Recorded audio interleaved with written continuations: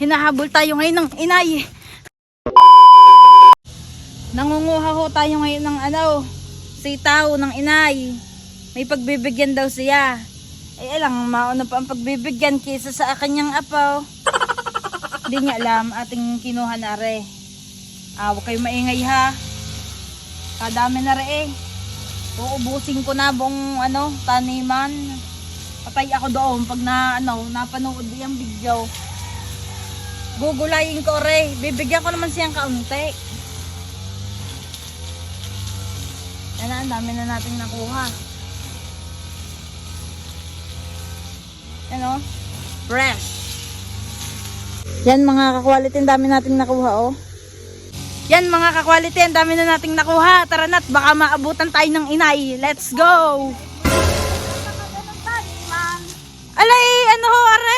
Aking lulutuin na, ako'y gutom na! Yan na kayaw! Mga ka-quality, ako hingan na.